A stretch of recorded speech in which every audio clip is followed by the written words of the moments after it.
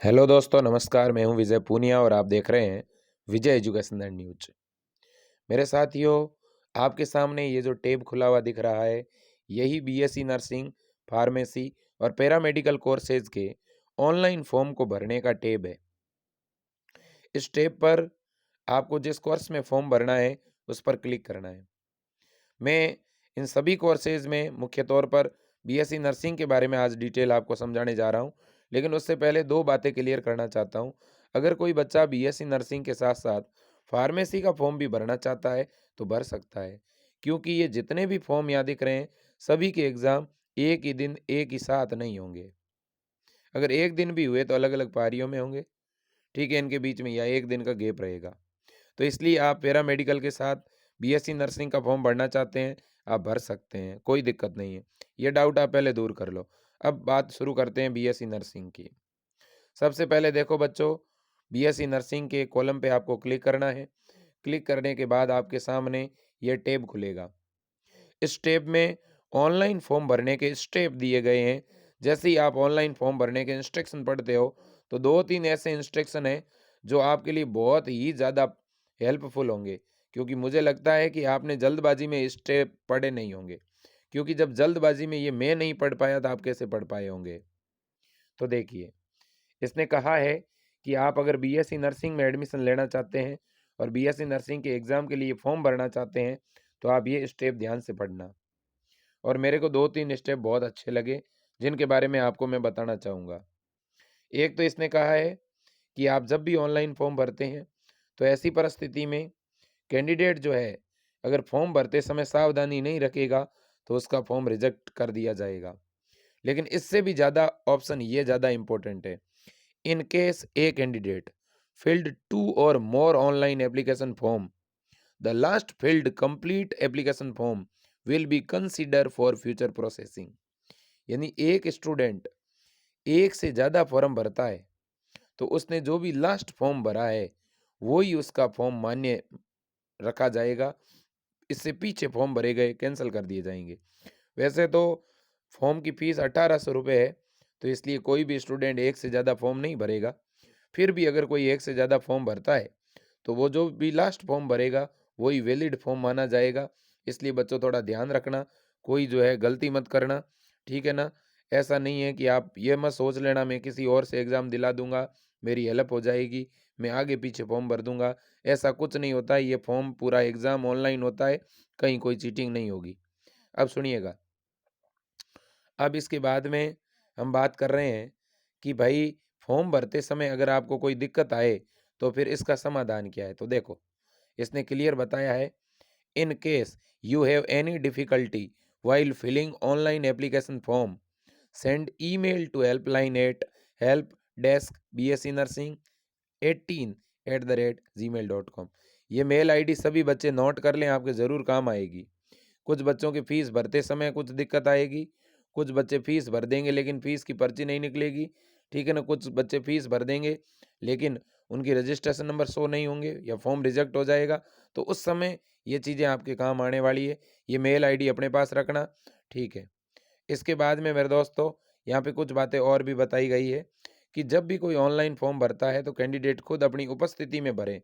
The processing of application form based on information filled by candidate. यानी candidate खुद अपना form भरे, किसी के भरोसे नहीं रहे, ठीक है। अगर कोई भी एरर होता है तो स्टूडेंट खुद जिम्मेदार होगा। इसके बाद में स्टूडेंट को ही अपने फॉर्म के नंबर और पासवर्ड केयरफुली लिख लेने हैं, किसी के साथ शेयर नहीं करने हैं। और फॉर्म के जो भी नंबर होंगे और जो पासवर्ड होंगे वो आपको अपने फ़ोन पर भी मिलेंगे, मोबाइल नंबर पर। इसलिए आपको मोबाइल नंबर अपना खुद का लिखना है।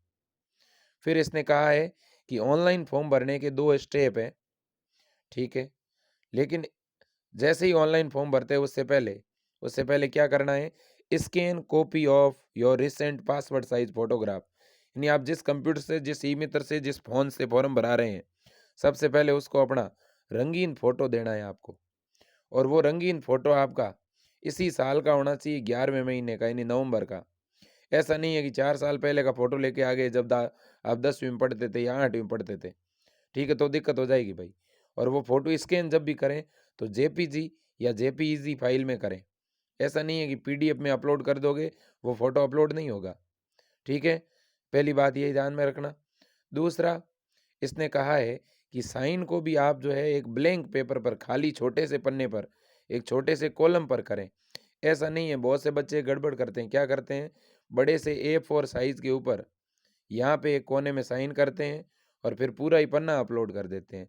आपको ऐसा नहीं करना है, आपको एक ब्लैक पेन से छोटे से कॉलम में साइन करके उसी कॉलम को स्कैन करना है और स्कैन करके उसे अपलोड करना है, ठीक है?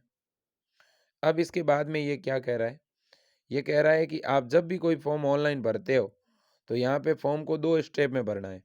सबसे पहले स्टेप में आपको जो है अपनी कौन-कौन सी डिटेल भरनी है, वो वैसे मैं आपको जो है स्टेप फर्स्ट को खोल के ही दिखा देता हूँ। देखो आप, फिल एप्लीकेशन स्टेप फर्स्ट, यहाँ पर देखिएगा आप, मैं आपके सामने स्टेप फर्स्ट को ओपन करके ही दिखा देता हूँ। ये देखिए आप, यहाँ पर मेरे दोस्तों, ये फर्स्ट स्टेप के अंदर इस तरह का ऑप्शन खुलेगा। इसमें आपको ये डिटेल भरनी है। क्या भरना है? आपको अपना आपको नाम भरना है। इसके अलावा मेरे दोस्तों आपका फादर नेम, मदर नेम और एड्रेस डालना है। इसके अलावा जैसे ही नीचे आओगे, यहाँ पर वो चीज़ डालनी है जो सबसे ज़्यादा ज़रूरी है, और वो है आपकी मेल आईडी, ठीक है, और आपका फ़ोन नंबर। इससे नीचे आओगे, परमानेंट एड्रेस डालना है। एड्रेस में तो वही आपका जो भी एड्रेस है वो डालना है, पिन कोड डालना है, आपका यहाँ पे स्टेट डालना है, आपका जो भी राज्य है। आप अगर राजस्थान से बाहर से हैं तो उस स्टेट को यहाँ पर ज़रूर डालें, यहाँ पर भी उसी स्टेट को डालें अगर आप राजस्थान से बाहर से हैं तो, ठीक है। फिर अपनी कैटेगरी यहाँ पे डाल दें, जो भी रियल कैटेगरी है। कुछ बच्चे कह रहे हैं कि सर हम राजस्थान से बाहर से हैं तो क्या हम जनरल कैटेगरी भर दें क्या? नहीं, आपकी जो भी रियल कैटेगरी है वो ही भरनी है, ठीक है। अब जो जनरल के बच्चे हैं वो यहाँ पे लास्ट पॉइंट पे ध्यान देंगे। यहाँ लिखा हुआ है कि आपके जनरल के साथ साथ EWS का प्रमाण पत्र बना हुआ है तो ही आप यस करें, अदरवाइज नो करें। अगर जो डिसएबिलिटी पर्सन है, विकलांग जो है, वो इस पर यस करें, बाकी नो करें। अब यहाँ जैसे ही आप नंबर भरोगे ना सेकेंडरी के और हायर सेकेंडरी के, यहाँ 2-3 चीज़ें हैं जो दिक्कत करेगी। एक तो आप यहाँ पे जैसे ही अपने बोर्ड का नाम भर दोगे तो डिवीजन में फर्स्ट डिवीजन भर दिया, परसेंटेज भर दिए, ईयर ऑफ पासिंग। सब्जेक्ट में सब्जेक्ट कैसे भरोगे? इंग्लिश, हिंदी, ये सारे सब्जेक्टों के नाम इस कॉलम में डाल देना। साइंस, सोशल साइंस, ठीक है। फिर आता है ड्यूरेशन ऑफ कोर्स। यहाँ कोर्स का ड्यूरेशन 10वीं का 1 साल का ही होता है। नंबर ऑफ अटेम्प्ट, तो ये भी 1 साल का ही है, तो ऐसे टिक कर देना, ठीक है। फिर नेम ऑफ बोर्ड 12th में जो भी आपका बोर्ड है वो भरना है। फिर आपके फिजिक्स के कितने नंबर है, मान लो 90 है तो 90 भर देना, केमिस्ट्री के 90, बायो के 85, तो जितने भी नंबर है वो आपको भरने हैं। और ये कितने में से आए हैं, अगर 100 में से आए हैं तो यहाँ लिख देना 100, ठीक है। फिर आगे इनके परसेंटेज भी लिख देना। फिर एक यहाँ पे ऑप्शन दिख रहा है, इस ऑप्शन में क्या करना है? देखो ऑप्शन क्या है? ऑप्शन है do you have CGPA score. अब जो CGPA स्कोर है ना, ये CBSE वाले बच्चों का होता है। तो अगर आप CBSE बोर्ड से हैं तब तो आप यस पे क्लिक करना, और अगर आप किसी अन्य बोर्ड से हैं जैसे RBSE से हैं तो आप नो पे क्लिक करना, ठीक है।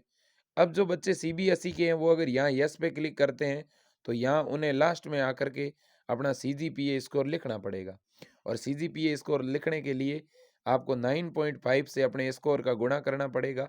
मान लो आपका स्कोर 10 है और आप 9.5 से गुणा करेंगे तो आपका CGPA स्कोर 95 हो जाएगा, ठीक है। अब इसके बाद में इतना कर लेने के बाद नीचे आना है। नीचे आते ही यहाँ देखो, यहाँ आपको लिखा दिख रहा है name and address of 2 government employee. मतलब आपको उन 2 गवर्नमेंट कर्मचारियों के नाम लिखने हैं जो आपके लिए ये प्रूव कर सकें कि आपका चरित्र बिल्कुल सही है, आप पे कोई मुकदमे वगैरह नहीं हुए हैं, आप अनुशासित है अपने जीवन में। कुल मिलाकर के मैं ये कहना चाहता हूँ, आपने जिस स्कूल से मेरे दोस्तों 12वीं करी है उस स्कूल के कोई भी 2 लेक्चरर के यहाँ पे नाम लिख देना, व्याख्याता के नाम लिख देना बस। और उन व्याख्याता के बारे में एक जानकारी लिख देना, वहाँ जहाँ पे भी वो लगे हुए हैं, मान लो जयपुर में है तो जयपुर लिख देना। व्याख्याता का नाम जैसे अमित कुमार है तो अमित कुमार जयपुर, ठीक है ना। जैसे मालिनी अवस्थी है तो मालिनी अवस्थी, और लगी हुई है अगर उदयपुर तो लिख देना उदयपुर, ठीक है। और name of institute last attended, और उस इंस्टीट्यूट का भी नाम लिख देना, ठीक है ना, जो लास्ट अटेंड की है आपके द्वारा, ठीक है ना। तो मैं यही कहना चाहूँगा, मान लो आपने किसी दिल्ली पब्लिक स्कूल से 12th किया है, या मान लो किसी गवर्नमेंट स्कूल से किया है, जैसे government school, government higher secondary school Jaipur से आपने किया है 12th, ठीक है। तो उस स्कूल का नाम डाल के उसी स्कूल के 2 लेक्चरर का नाम साथ में डाल देना, ठीक है। और इसके बाद नीचे आ जाना। नीचे एक बहुत ही महत्वपूर्ण कॉलम दिया है, इसको भरते समय सावधानी बरतने की ज़रूरत है। नीचे लिखा है whether you have any every removed और ब्लैक लिस्टेड, यानी आपको अगर ब्लैक लिस्टेड किया गया है एग्ज़ाम से, आपको बाहर निकाला गया है किसी एग्ज़ाम से, तो आप जानकारी दें। देखो बहुत से ऐसे स्टूडेंट होते हैं जो नकल प्रकरण में पकड़े जाते हैं, उन पे मुकदमे हो जाते हैं, तो उन्हें तो यहाँ पर लिखना है यस और बाकी वालों को लिखना है नो, याद रखना। इसके बाद में मेरे दोस्तों सबमिट डिटेल पे ओके करना है। जैसे ही आप सबमिट डिटेल पे ओके करोगे, आपकी पूरी की पूरी डिटेल सबमिट हो जाएगी। इस बात को आप ध्यान में रखना। और यहाँ डिटेल सबमिट कब नहीं होगी, याद रखना, अगर आपकी कोई भी इनमें से डिटेल भरी हुई नहीं है, मान लो कोई कॉलम अधूरा रह गया, ये जितने भी कॉलम जिनके आगे रेड आ रहा है वो सभी भरने ज़रूरी है। देखो आप जिनके ऊपर स्टार लगा हुआ है ना यहाँ पे, वो सारे कॉलम भरने ज़रूरी है। तो इसलिए हर एक कॉलम आपको यहाँ भरना है, कोई कॉलम खाली नहीं छोड़ना, ठीक है ना। और जहाँ पे स्टार लगा हुआ नहीं है उस कॉलम को नहीं भी भरोगे तो चलेगा, ठीक है। सिटी में आप अपना डिस्ट्रिक्ट लिख देना मेरे दोस्तों, या आप अपनी जो भी तहसील है उसे आप क्या कर देना, लिख देना।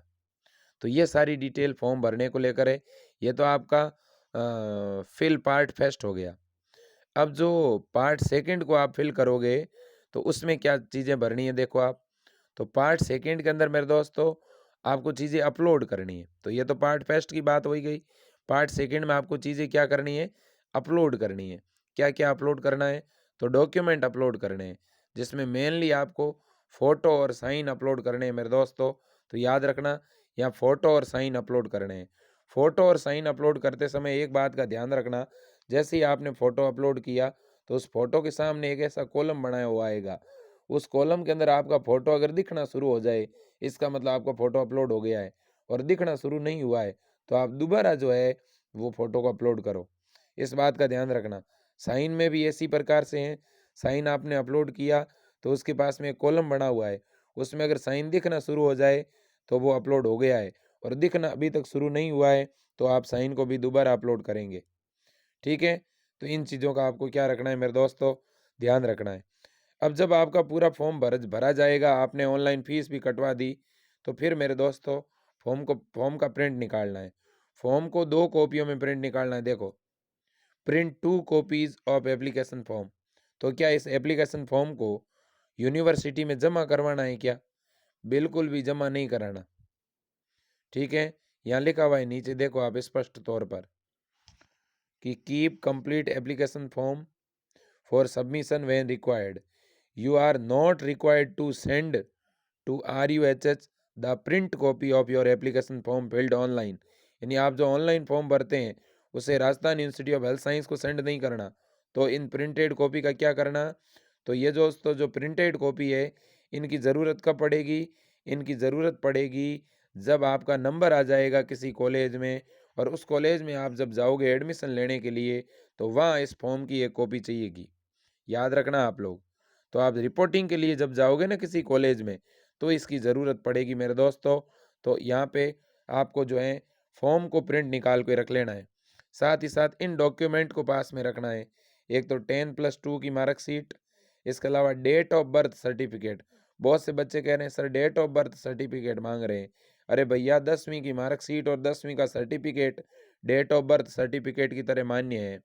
इसके अलावा 10th की मार्कशीट, जाति प्रमाण पत्र, EWS प्रमाण पत्र, जो हैंडीकैप्ड पर्सन है उनका जो है फिजिकल डिसेबिलिटी प्रमाण पत्र, मूल निवास प्रमाण पत्र डोमिसिल, और इसके अलावा और भी कोई आपके पास सर्टिफिकेट है तो वो भी बना हुआ होना चाहिए।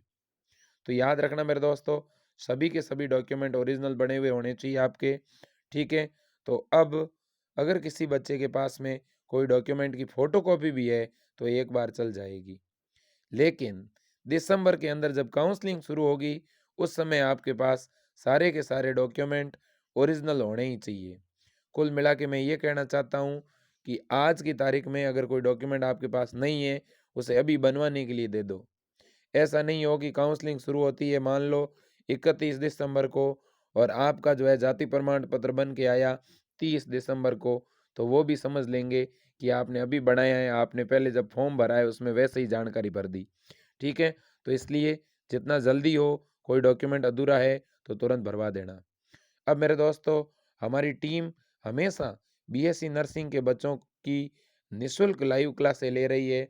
हमेशा मैं 5 बजे से बायोलॉजी की मैराथन क्लास लेता हूँ 5 से 6:30 तक। इसके अलावा कभी-कभार आपकी 4 से लेकर के 5 के बीच में फिजिक्स और अल्टरनेटिव क्रम में फिजिक्स की केमिस्ट्री की क्लास भी होती है। तो कुल मिलाकर के फिजिक्स और केमिस्ट्री के जो मेन टॉपिक है वो हम करा रहे हैं और बायोलॉजी पूरी करा रहे हैं। कंप्लीट बायोलॉजी की रिवीजन मैराथन क्लासें चल रही है, जहां हम 45 क्लासों में पूरी की पूरी बीएससी का सिलेबस कवर करा रहे हैं। ठीक है मेरे दोस्तों, इसके अलावा हमारी टीम के द्वारा बीएससी नर्सिंग, फार्मेसी और पैरामेडिकल के मॉडल पेपर तैयार किए गए हैं। यदि आपको वो मॉडल पेपर परचेज करने हैं तो आप इस नंबर पे तुरंत 100 रुपये गूगल पे या फ़ोन पे करके और आप मॉडल पेपर के 15 सेट ले सकते हो। इंग्लिश और हिंदी मीडियम दोनों में उपलब्ध है। फ़ोन नंबर नोट कर लेना 9828721229। इसके ऊपर आप तुरंत पहले गूगल पे या फ़ोन पे 100 रुपये भेज के उसका स्क्रीनशॉट इसी नंबर के ऊपर भेज देना। यही नंबर व्हाट्सएप से जुड़े हुए हैं। जैसे ही आप इस पे 100 रुपये भेजोगे, अगले कुछ ही समय में आपके ऊपर हमारी टीम पीडीएफ भेज देगी। मेरे दोस्तों, इस नंबर पे आपको फालतू में कॉल नहीं करना है, ठीक है ना? क्योंकि ये नंबर काफ़ी बिजी रहेगा। आपके जो भी प्रश्न हैं वो इस नंबर पे व्हाट्सएप करके पूछने हैं। आपको जो भी डाउट है वो इस नंबर पे व्हाट्सएप करना है। ठीक है? तो जिनको भी मॉडल पेपर चाहिए वो तुरंत इस पे मैसेज कर सकता है। ठीक है? अनावश्यक रूप से मैसेज नहीं करें, क्योंकि अब हज़ारों बच्चों के डेली मैसेज आते हैं, उनको मॉडल पेपर भेजना पड़ता है। तो इसलिए थोड़ा सिस्टम बिज़ी चल रहा है, इन सारी चीज़ों को समझना है और हमेशा लाइव कक्षाओं को अटेंड करना है। मेरे दोस्तों, मैं विजय पूनिया हमेशा आपकी मदद करता हूँ, विशेषकर मेरे नर्सिंग के स्टूडेंट, पैरामेडिकल के बच्चों को मैं मेरी तरफ से जितना बनता है उतनी हेल्प कर रहा हूँ, उतना पढ़ा रहा हूँ, मॉडल पेपर दे रहा हूँ। ठीक है? साथ ही साथ आपको मेरे से जिस तरह की मदद चाहिए, आप ज़रूर मेरे को बताना। मेरे से जो मदद बन पड़ेगी, मैं आपके लिए हमेशा तैयार रहूँगा मेरे दोस्तों। आज भी मैं रात को 2 बजे ये वीडियो रिकॉर्ड कर रहा हूँ आपके लिए। तो मेरे दोस्तों, आज के लिए इतना ही। जय हिंद, वंदे मातरम, भारत माता की जय।